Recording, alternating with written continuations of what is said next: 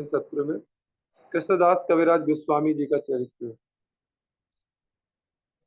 श्री चैतन्य चरितमृत के रचयिता श्री कृष्णदास कविराज गोस्वामी जी के आविर्भाव काल, उनके पिता माता का नाम एवं किस कुल में वह आए हैं, इन सभी के संबंध में कोई ठीक से निर्णय नहीं किया जा सका है, क्योंकि श्री भक्ति सिद्धांत सरस्वती गोस्वामी प्रभुपाद चैतन्य चरितमृत की भूमिका में इस प्रकार लिखा है कि श्री चैतन्य चरितमृत के रचयिता पिता माता के द्वारा दिए गए किस नाम से परिचित थे वह हम नहीं जानते, और इन विषयों में जिन सब नवोद भावित नामों एवं अनुष्ठानों का उल्लेख पाया जाता है वे वास्तविक हैं कि नहीं, इस विषय में भी कोई दृढ़ता नहीं है।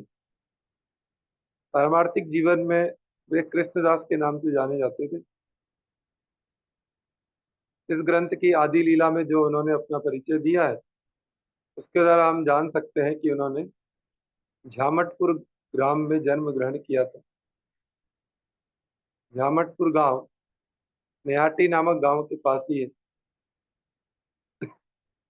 उनके पूर्वाश्रम के स्मृति चिन्ह स्वरूप एकमात्र श्री गौर नित्यानंद जी की विग्रह सेवा अभी भी विराजमान।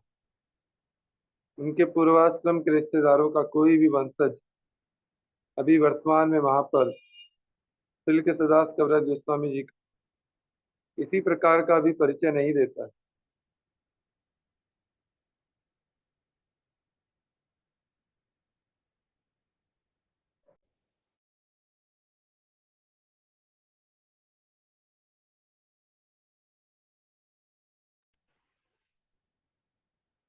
स्वप्न में श्री नित्यानंद प्रभु जी की आज्ञा प्राप्त कर उन्होंने जामटपुर का परित्याग कर दिया था। आपने अपने जीवन के अंतिम दिनों तक श्रीमद वृंदावन धाम में वास किया। श्री वृंदावन में राधा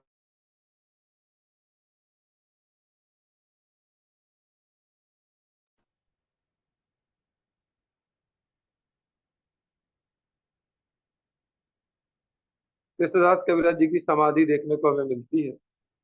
नेहाटी निकटे जामटपुर नामे ग्राम, कहा स्वप्ने देखा दिला नित्यानंद राम।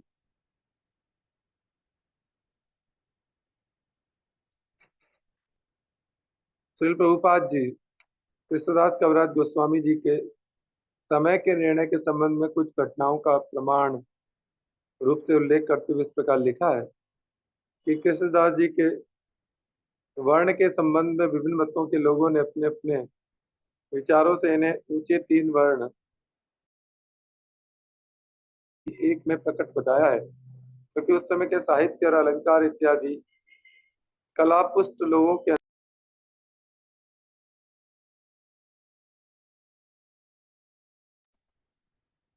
अपने पारदर्शिता के फलस्वरूप ही कविराज के नाम से ख्याति प्राप्त करते थे। चिकित्सा शास्त्र कुशल संप्रदाय में अनेक स्थानों पर कविराज नाम का उल्लेख होने के कारण कोई कोई कृष्णदास जी को वैद्य कहते हैं।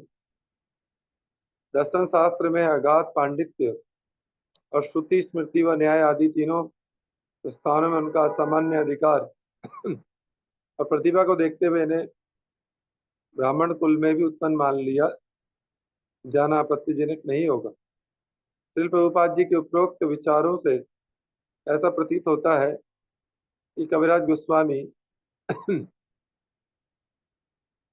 वैसे तो वैष्णव किसी भी कुल में आ सकते हैं, फिर भी वे सर्वोत्तम ही होते हैं। यही सभी शास्त्रों का प्रतिपादित मत है। ये ते कुल वैष्णवेर जन्म के नाय, तथापि यो सर्वोत्तम सर्व शास्त्रिका है। ये पापिष्ट वैष्णव जाति बुद्धि करे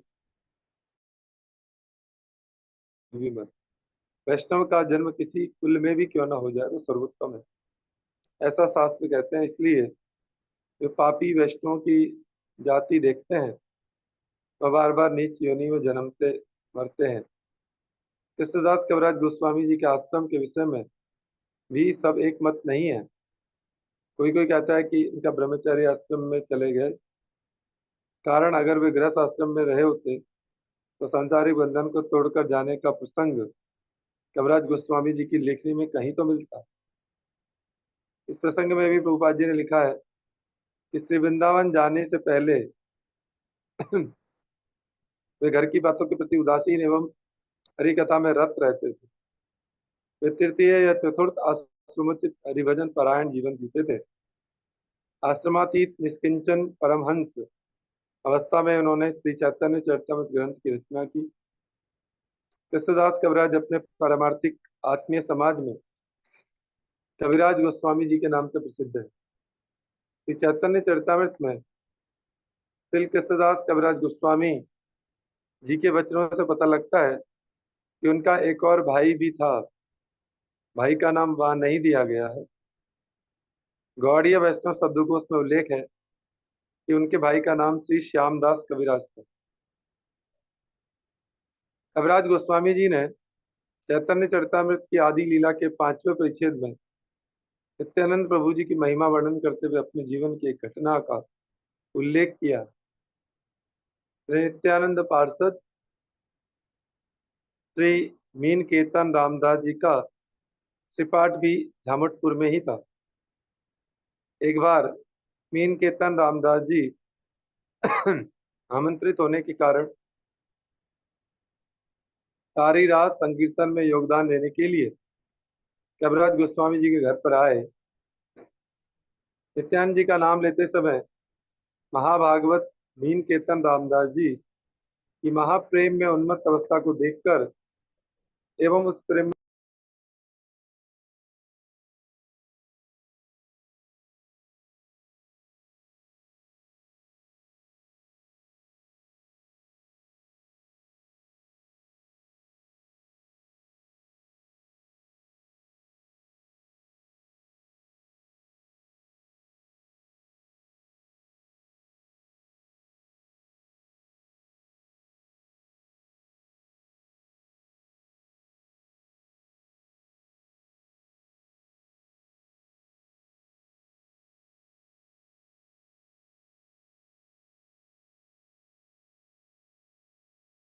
मैंने खाया दिन मम्मा का खाऊंगा।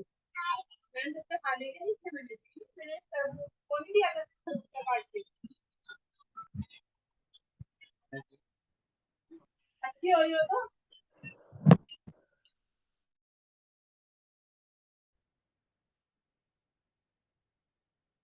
तो किसी के थप्पड़ इत्यादि मारते देखकर संकीर्तन में योगदान करने आए थे। सभी वैष्णव चमत्कृत हो उठे।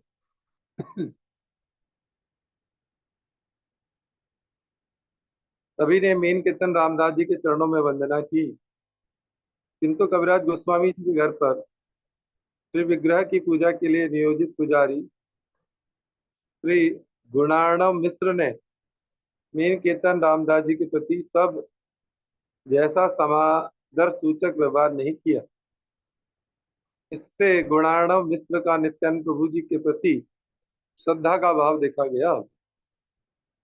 इसलिए मीन कीर्तन रामदास जी ने क्रोधित होकर उसका तिरस्कार करते हुए कहा, यही ते द्वितीय सूत्र रोमहर्षण बलदेव देखी ये न केल सत्युत उद्गम। गुणार्णव मिश्र को मीन कीर्तन रामदास जी का शासन करना बहुत अच्छा लगा और वे संतुष्ट हुए। उत्सव के पश्चात पुजारी विप्र के चले जाने पर इसी विषय को लेकर कविराज गोस्वामी के भाई का मीन कीर्तन रामदास जी से वाद विवाद हो गया। कविराज गोस्वामी जी के भाई की जैसी सुदृढ़ श्रद्धा महाप्रभु जी में थी वैसे नित्यानंद प्रभु जी के प्रति नहीं थी। इसलिए मीन कीर्तन रामदास जी मर्माहुत हुए और क्रोधवश बंसी तोड़कर वहां से चले गए, जिससे कविराज गोस्वामी जी के भाई का सर्वनाश, भक्तिहीनता और अधपतन हो गया। कविराज गोस्वामी जी ने नित्यानंद जी के पार्षद रामदास जी का पक्ष लेकर अपने भाई की बहुत तिरस्कारपूर्ण भर्त्सना की थी। दुई भाई एकत तनु समान प्रकाश, नित्यानंद नामान तुम्हार हवे सर्वनाश। एके ते विश्वास अन्य ना करे सम्मान, अर्ध कुक्कुटी न्याय तोमार प्रमाण। केवा दोहा ना मानिया भूत पाखंड। एके मानी और ना मानी यही मत करो। अर्थात दोनों भाई अभिन्न स्वरूप हैं, दोनों में ही तुल्य भक्ति का विकास है। नित्यानंद प्रभु को तू नहीं मानता, तेरा महाप्रभु की भक्ति अधूरी है, तेरा सर्वनाश हो जाएगा। लेकिन नित्यानंद जी के चरणों में तुम्हारा ये अपराध हुआ है। कविराज ने फिर कहा, तुम एक में तो विश्वास करते हो, दूसरे को नहीं मानते। इससे तुम्हारा अर्ध कुक्कुटी न्याय प्रमाणित होता है। यदि तुम दोनों को नहीं मानो, अब तुम पाखंडी कहे जाओगे। जबकि एक को मानना और एक को न मानना तो भंडों का मत।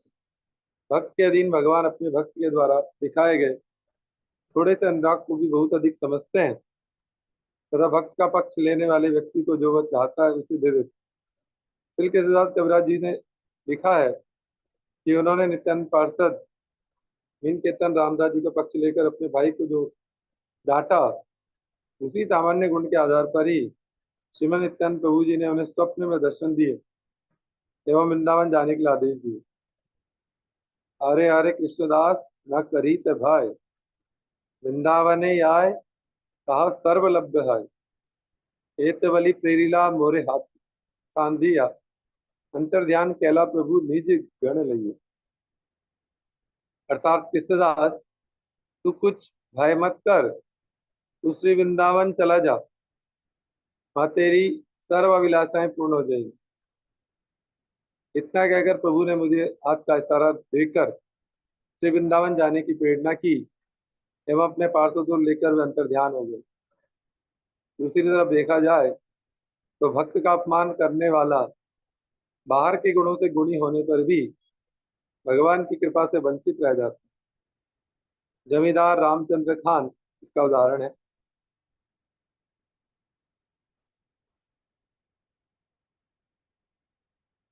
हरिदास ठाकुर के चरणों में अपराध करने के कारण नित्यानंद प्रभु जी उस पर क्रोधित और अप्रसन्न हो गए थे।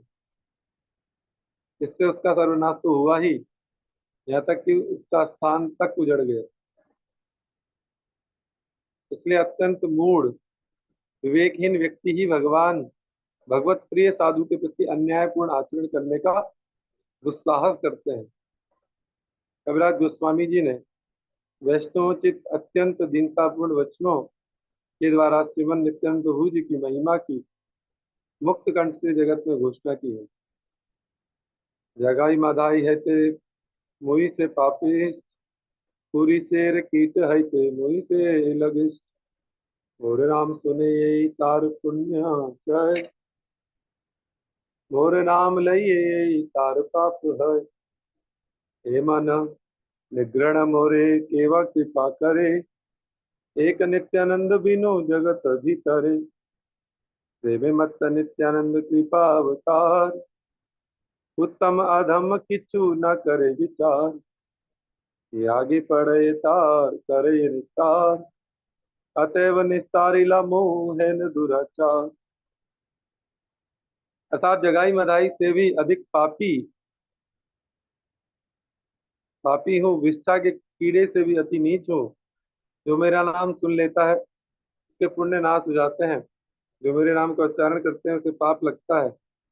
ऐसे मुझ कुकर्मी पर केवल श्री नित्यानंद प्रभु जी को छोड़कर जगत में और कौन कृपा करेगा। श्री नित्यानंद प्रभु जी की कृपा के अवतार इसलिए वे उत्तम अधम अर्थात पात्र पात्र का विचार नहीं करते, अपितु जो भी सामने आता है उसे कृष्ण प्रेम देकर भव सिंधु से पार कर देते हैं। अर्थात उन्होंने मुझ जैसे दुराचारी का भी उद्धार किया।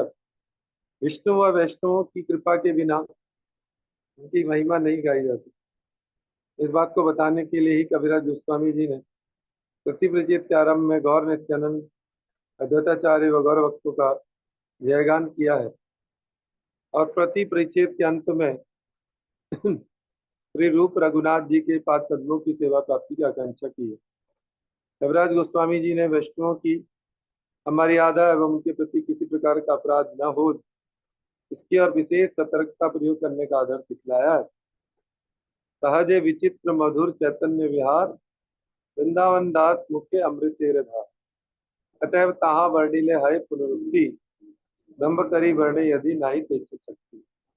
चैतन्य मंगले जहा करीला वर्णन, सूत्रोपे सही लीला करी व सूचन।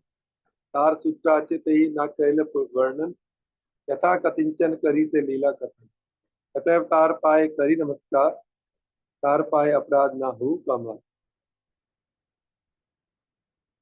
चैतन्य देव की लीलाएं स्वाभाविक मधुर एवं विचित्र हैं, फिर भी उनका श्री वृंदावन दास जी के मुख से वर्णन होना मानो मृत्युल्य रसदायक हुआ है। अतः उनको फिर वर्णन करना पुनरुक्ति कही जाएगी।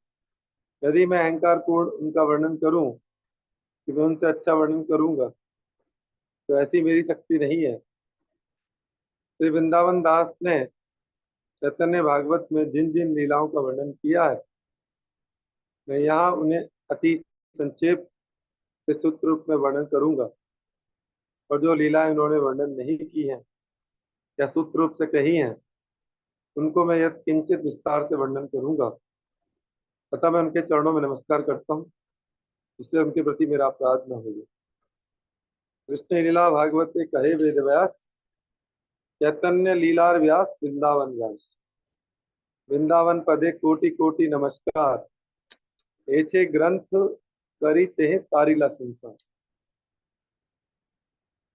जैसे श्री वेद व्यास जी ने श्रीमद् भागवत में कृष्ण लीला का वर्णन किया है, उसी तरह श्री वृंदावन दास जी ने चैतन्य मंगल की चैतन्य लीला का वर्णन किया। अतः उन्हें चैतन्य लीला का व्यासदेव कहा जाता है। श्री वृंदावन दास के चरण कमलों में हम कोटि कोटि नमस्कार करते हैं, जिन्होंने ऐसे ग्रंथ की रचना कर संसार के जीवों का उद्धार किया। श्री वृंदावन दास ठाकुर जी ने श्रीमन महाप्रभु जी की जिन लीलाओं का विस्तृत रूप से वर्णन किया है, उन्हें श्री कृष्णदास कविराज गोस्वामी जी ने श्री चैतन्य चरितमृत में सूत्र रूप से लिखा है, एवं जिन लीलाओं को श्री वृंदावन दास ठाकुर जी ने संक्षेप में सूत्रों में लिखा है, वे श्री चैतन्य चरितमृत में विस्तृत रूप से वर्णन की गई है। चैतन्य लीलार व्यास दास वृंदावन, मधुर करिया लीला करिल रचन। ग्रंथ विस्तार भय छाड़ीला, ये स्थान सही सही स्थाने किसी करीब व्याख्या। चैतन्य चरितमृत अर्थात श्री वृंदावन दास श्री चैतन्य लीला के व्यासदेव हैं, जिन्होंने अति मधुर रूप से लीलाओं का वर्णन किया है। ग्रंथ के विस्तार के भय से उन्होंने जो जो लीलाएं छोड़ दी, उन लीलाओं को कुछ विस्तार से वर्णन करूंगा। श्री चैतन्य गौड़ीय मठ से बंगला भाषा में प्रकाशित श्री चैतन्य चरितमृत ग्रंथ का संपादकीय निवेदन करते समय श्री चैतन्य वाणी पत्रिका के संपादक संगपति नित्य लीला प्रविष्ट पूज्यपाद श्रीमद भक्ति प्रमोद पुरी गोस्वामी महाराज जी ने इस प्रकार लिखा कि श्री वृंदावन दास ठाकुर जी ने अपने ग्रंथ श्री चैतन्य भागवत के आरंभ में श्री चैतन्य महाप्रभु जी की तमाम लीलाएं सूत्र रूप में तथा बाद में विस्तृत रूप से वर्णन किए। विस्तार करते करते यह ग्रंथ कहीं बहुत बड़ा ना हो जाए, इस भय से उन्होंने किसी किसी लीला को सिर्फ सूत्र रूप में ही रहने दिया, उसका विस्तृत वर्णन नहीं किया। परंतु श्री नित्यानंद जी की लीलाओं का वर्णन करते समय आवेश हो जाने के कारण श्री चैतन्य महाप्रभु जी की लीला असंपूर्ण रह गई थी, इसलिए महाप्रभु जी की उस अंतिम लीला का श्रवण करने के लिए अत्यधिक व्याकुल वृंदावनवासी गौरगत प्राण भक्तों ने श्री कविराज गोस्वामी जी से उन तमाम लीलाओं का वर्णन करने के लिए विशेष रूप से अनुरोध किया। शुद्ध भक्तों के अनुरोध करने पर कविराज गोस्वामी जी ने भक्तों की इस इच्छा को पूर्ण करने के लिए स्वयं भगवान मदन गोपाल जी से आज्ञा ली। प्रभु के चरणों में कविराज गोस्वामी जी द्वारा आज्ञा मांगते ही सब वैष्णवों ने देखा कि सभी के सामने भगवान श्री मदन गोपाल जी के गले से माला गिर पड़ी।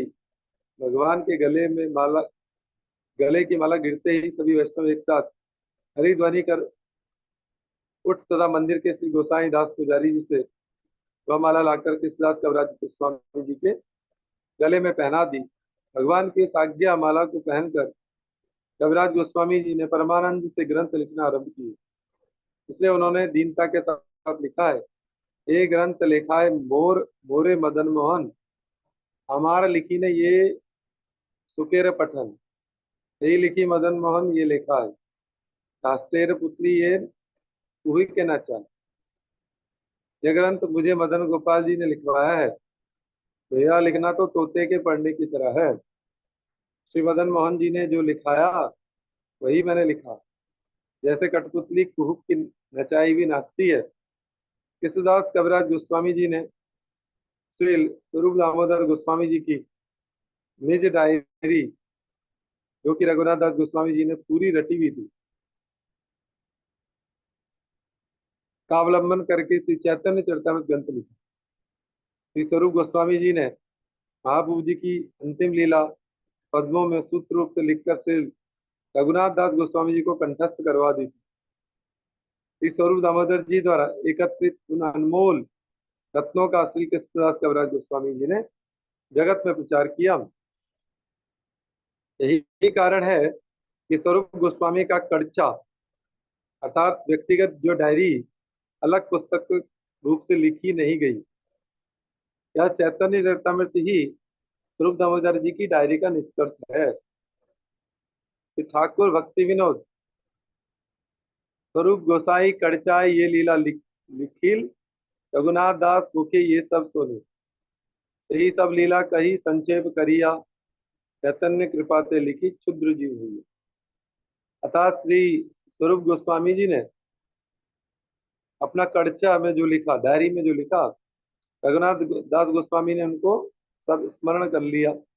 मुखारविंद से जो सब सुना, उस क्षुद्र जीव श्री चैतन्य जीव की कृपा से उन सब लीलाओं को संक्षेप में कह रहा हूँ। श्रीमन महाप्रभु जी की अप्रकृत नाम रूप गुण लीला महिमा कविराज गोस्वामी जी के हृदय में प्रकटित होकर श्री चैतन्य चरितमृत के रूप में प्रकाशित हुई है। इसका प्रमाण श्री चैतन्य चरितमृत ग्रंथ के विभिन्न स्थानों पर ग्रंथ के रचयिता की लेखनी से जाना जाता है।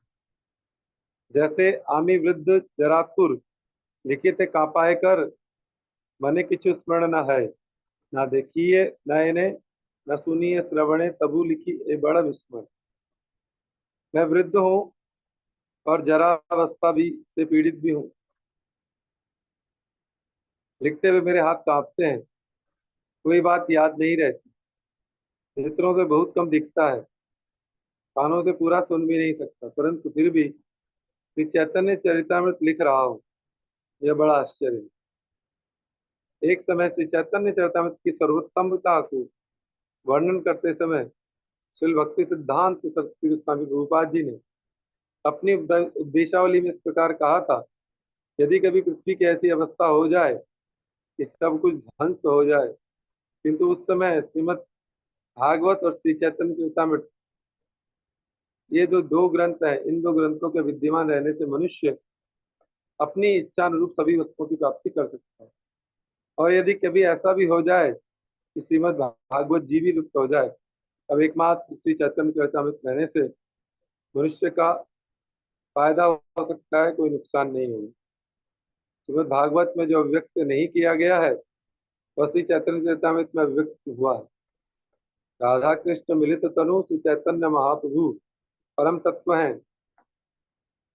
उनकी अभिन्न शब्द मूर्ति श्री चैतन्य चरितमृत है। श्री चैतन्य चरितमृत में राधा जी की जो गूढ़ तत्व और उनकी महिमा प्रकटित हुई है, इसलिए श्री चैतन्य चरितमृत की सर्वोत्तमता के विषय में और क्या संदेह हो सकता है। श्री चैतन्य चरितमृत की इस सर्वोत्तमता से इस ग्रंथ के रचयिता कविराज गोस्वामी जी का सर्वोत्तम वैशिष्ट भी सिद्ध हो रहा है। कविराज गोस्वामी द्वारा रचित चैतन्य चरितमृत, श्री गोविंद लीलामृत और कृष्ण करणामृत की टीका, ये तीन अमूल्य ग्रंथ हैं। श्री गोविंद लीलामृत में श्री कृष्ण की अष्टकालीय लीला विस्तृत रूप से वर्णन हुई है। श्री नरोत्तम ठाकुर जी ने अपनी गीति में इस प्रकार लिखा है, कृष्णदास कविराज रसिक भक्त माज यो केल चैतन्य चरित, गौर गोविंद लीला सुनीति गले शीला, साहित्य हईल मूर्ति। अर्थात रसिक भक्त श्री कृष्णदास कविराज गोस्वामी जी ने, जिन्होंने चैतन्य महाप्रभु जी के चरित्र का वर्णन किया है, जिसे श्रवण कर पत्थर भी पिघल जाते हैं, किंतु मेरी उसी में आसक्ति नहीं हुई। गोविंद लीलामृत ग्रंथ लिखकर कृष्णदास कविराज गोस्वामी की उपाधि से विभूषित हुए थे। वैष्णव जगत में कृष्णदास कविराज गोस्वामी जी रूपानुगवर रूप से पूजे जाते।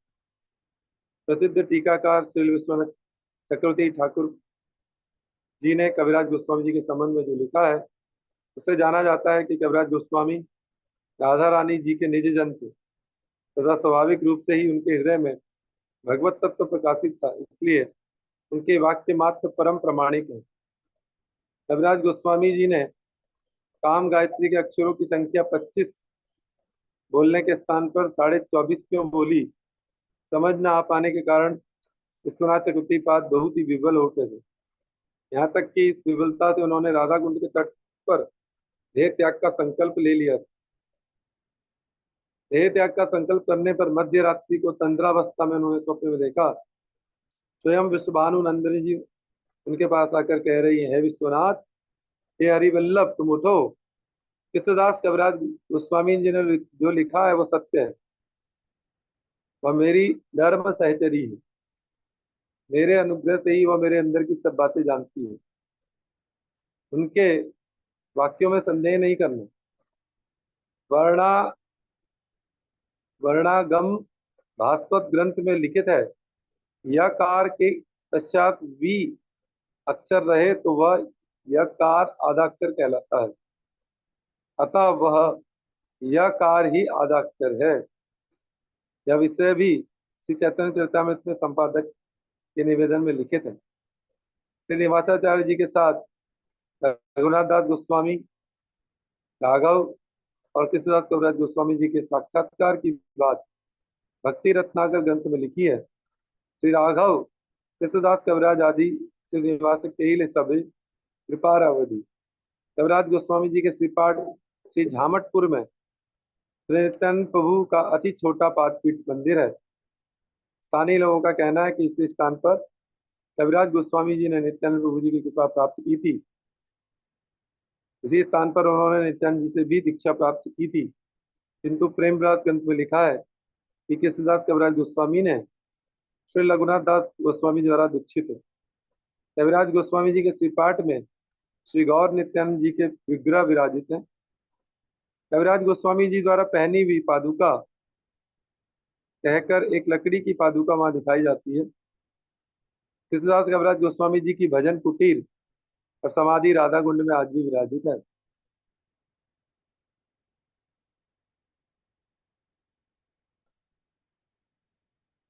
श्री रघुनाथ दास गोस्वामी जी के अप्रकट होने के पश्चात अश्विन शुक्ला द्वादशी तिथि को श्री कृष्णदास कविराज गोस्वामी जी ने नित्य लीला में प्रवेश किया।